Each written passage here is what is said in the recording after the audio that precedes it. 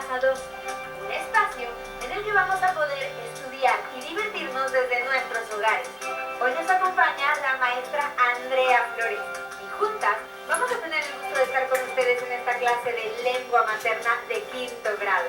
¿Están listos? Bienvenida, maestra, ¿cómo estás? Hola, Ale, muy bien, muchas gracias. Oye, ¿me regalas tantito pelo antibacterial? Claro que sí. Muchas gracias. El día de hoy vamos a aprender a contrastar diversas fuentes de información. Pero antes de todo eso, vámonos corriendo con Apolito para que nos enseñe cómo lavarnos las manos correctamente. Ya estamos listos y allá en casita les recomendamos tener a la mano su libro de texto de español en las páginas 9 y 10.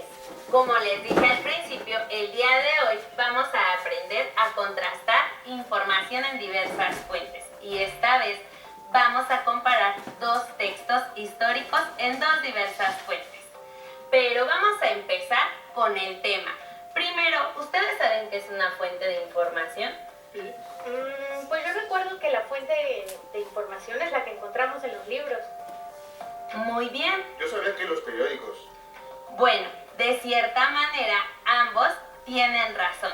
Pero vámonos al significado de qué es una fuente de información.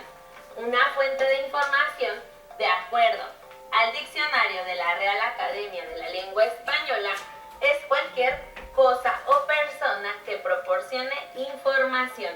Y como ustedes lo dijeron, estas fuentes de información pueden ser libros, revistas especializadas, incluso internet, pero debemos de ser muy cuidadosos de verificar la información que nos están proporcionando. Ahora bien, ¿qué les parece si... Damas y caballeros, su atención por favor. He aquí la fortuna de tener ante nuestra mirada al mismísimo emperador de todo México, Agustín de Iturbide. Gracias. A ver, no. México nunca tuvo emperador. Dichosos sus ojos que me ven. ¿Qué pasa que no me hacen reverencia? Reverencia. Ordeno su obediencia sin reservas. No, porque México nunca tuvo emperador. Esto es una payasada. México nunca tuvo emperador. Bueno, para comparar si lo que ustedes están diciendo, ¿qué les parece si primero vamos a ver si se parece a Agustín de Iturbide, ¿verdad? Porque era el personaje del que estaban hablando. Sí. Miren, aquí tengo una imagen y vamos a ver si se parece este emperador. No creo que te parezcas. Él no tiene corona y tú sí. Y él trae una banda y tú no. Y tiene patillas y no. Me No corté se el parecen en cabello, nada. es que me corté el cabello. No se parecen en nada. No, definitivamente yo no le encuentro parecido. Es por ello que es necesario siempre consultar fuentes verídicas y confiables. Pero ¿qué les parece si hablando de Iturbide nos vamos a nuestro libro en la página 9 y 10? ¿Ya lo tienen listo? Porque se los pidieron al inicio de la clase. Así es que vamos a dar lectura a estos dos relatos históricos. Vámonos primero con el texto que se encuentra en la página 10 de su libro de historia. ¿Ya lo están viendo? Pues si se dan cuenta, están hablando precisamente de Agustín de Iturbide. Y es así como vamos a comenzar este relato. Sigan la lectura conmigo. La coronación del emperador Iturbide. A la puerta de la catedral... No entendí. ¿Qué es eso de catedral?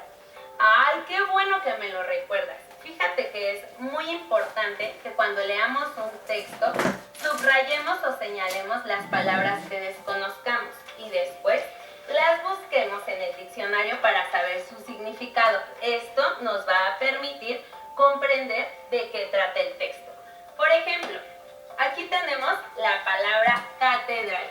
¿Y me puedes ayudar, por favor, Ale, a decirme cuál es el significado de catedral? Maestra, es que no alcanzo a leer hasta allá, una disculpa. Muy bien, te lo voy a leer y me dices si comprendes el significado. Claro que sí. Catedral, iglesia principal de los católicos, de una diócesis en la que el obispo o el arzobispo tiene su trono episcopal, permanente o cátedra.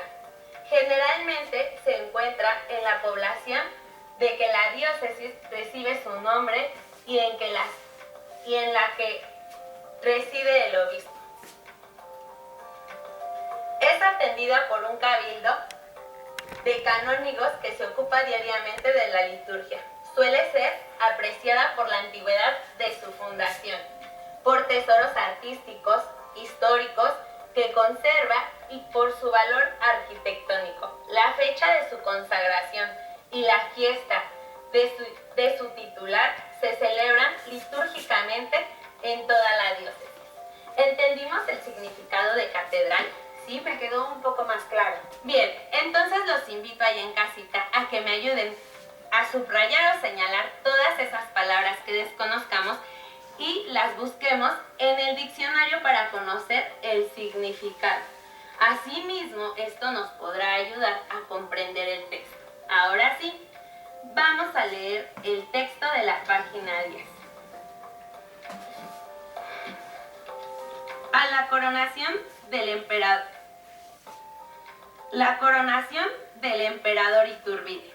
A la puerta de la catedral esperaban 2 obispos, los cuales dieron agua bendita al emperador y emperatriz, quienes siguieron hacia el trono chico. El obispo consagrante, que era el de Guadalajara, y los obispos de Puebla, Durango y Oaxaca estaban en el presbiterio vestidos de pontifical. Los generales que conducían las insignias las colocaron en el altar. Empezada la misa, el emperador y la emperatriz bajaron del trono chico para ir a las gradas del altar, donde el obispo consagrante hizo a ambos la unción sagrada en el brazo derecho, entre el codo y la mano. Se retiraron al pabellón para que los canónigos, Alcocer y Castillo, les enjuagasen el Santo Cristo. Y vueltos a la iglesia, se bendijeron la corona y las demás insignias imperiales. Mangino, el presidente del Congreso, colocó la corona sobre la cabeza del emperador y este colocó la suya a la emperatriz. Las demás insignias las pusieron al emperador los generales y a la emperatriz sus damas. Se trasladaron entonces al trono grande y al terminar el obispo, la última de las preces, se dirigió a la concurrencia y dijo: «Vivat Imperator in aeternum», a lo que contestaron los asistentes: «Vivan el emperador y la emperatriz». Y este es un texto de Lucas Alamán. Ahora vamos con el texto de la página 10. Ale, ¿me ayudas a leerlo? Claro. También es un texto y es una manera de comparar los textos históricos sobre Agustín de Iturbide. Como sabemos, nuestro libro de texto es una fuente confiable de información. Y ahora que ya tienen lista la página 9, vamos a dar lectura al relato histórico. Agustín de Iturbide. Consumada la independencia y cuando se trató de organizar el gobierno, Iturbide, que en Iguala había declarado que no ambicionaba ningún puesto público y que solo aceptó a muchas instancias el título de jefe del ejército trigarante, tomó la dirección de los asuntos públicos y nombró la Junta Provisional Gubernativa, compuesta por 38 individuos y de la cual excluyó a los veteranos de la Guerra de Independencia. La Junta lo eligió su presidente. Más tarde, fue nombrado presidente de la Regencia, que fue compuesta por 5 individuos, en lugar de 3. A su padre, don Joaquín de Iturbide, se le consideró honores de regente. La Regencia decretó un sueldo para Iturbide de 120,000 pesos anuales, a contar desde la fecha del Plan de Iguala, 24 de febrero de 1821, 1 millón de pesos de capital propio y la propiedad de un terreno de 20 leguas de cuadro en Texas y el tratamiento de Alteza Serenísima. Durante el tiempo que formó parte de la regencia, Iturbide dio muestra de talento y energía. El 18 de mayo de 1822, el sargento Pío Marcha lo proclamó emperador de México. La proclamación fue ratificada por el Congreso el 20 de mayo y la coronación de Iturbide y su esposa se efectuó el 21 de julio.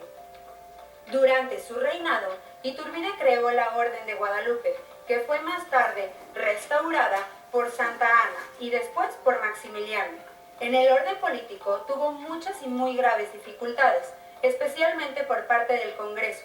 Disolvió a este, y cuando se efectuó su jura el 24 de enero de 1823, ya había estallado la revolución acaudillada por Santa Ana en contra del imperio.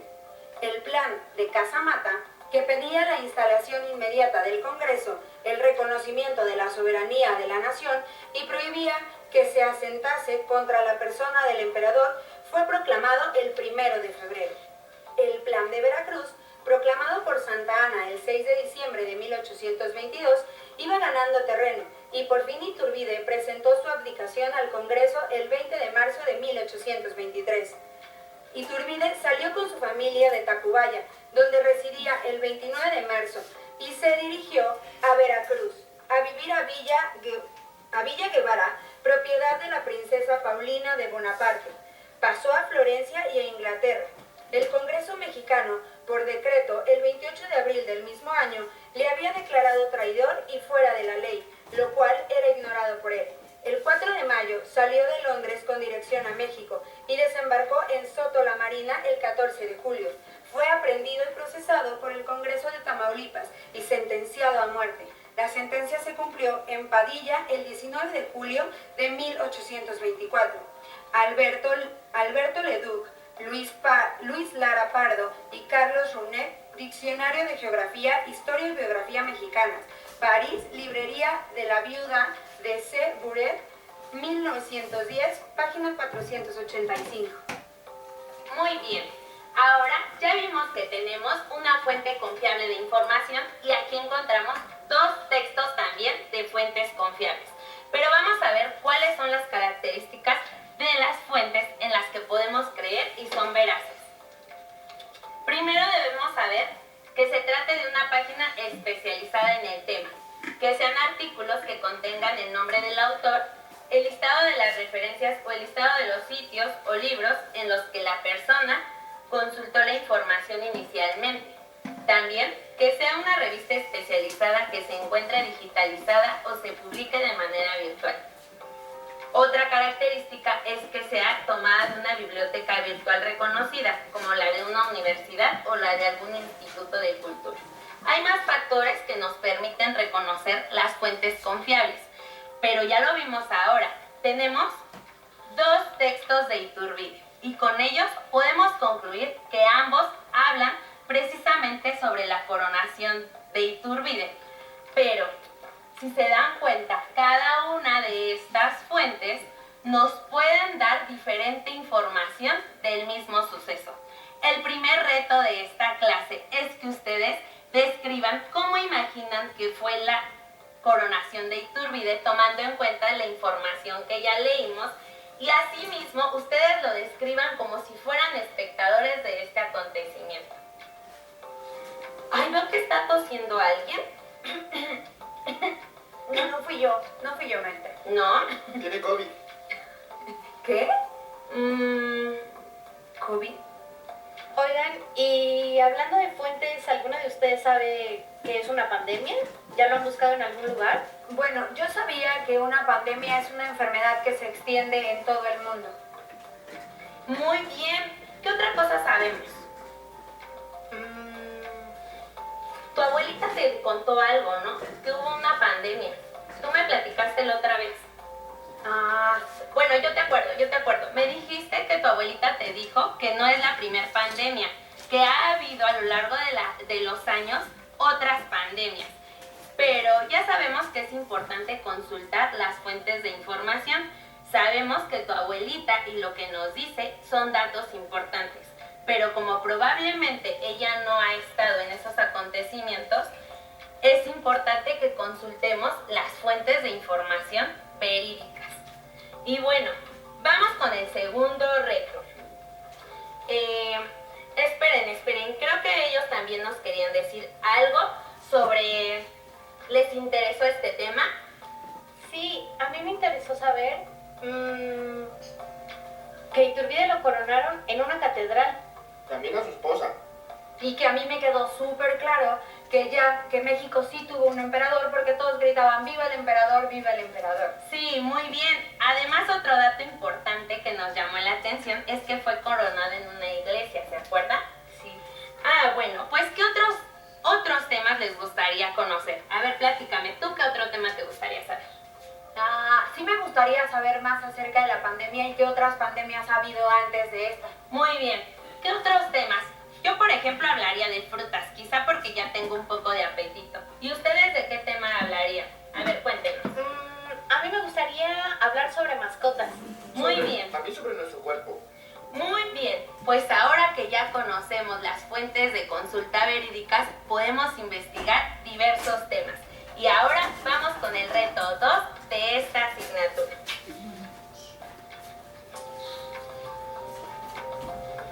Reto.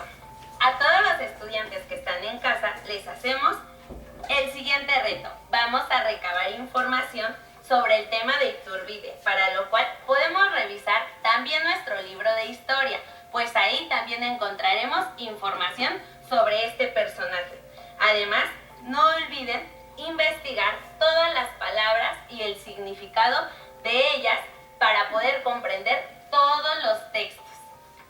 ¿Qué te pareció el tema? Me pareció muy interesante. Ahora, cada que quiera saber de algún tema o de algo en específico, me voy a ir corriendo a las fuentes de información para saber que son verídicas y que estoy hablando en forma correcta.